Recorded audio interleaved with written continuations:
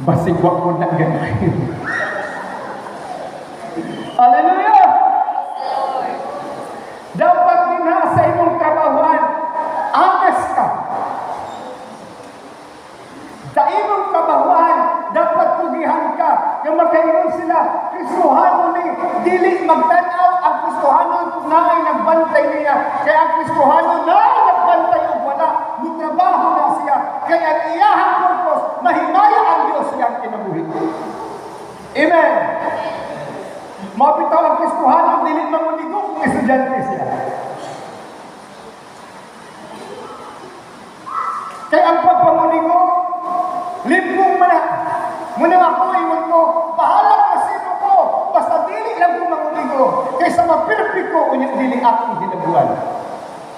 Muna huwag yung perfect na exam. Kaya di man ko manguligo. Hallelujah! Kumusta man karon sa inyong gitrabahuan? Napadalaginan ba ng mga tao na nakapalibot sa imuha?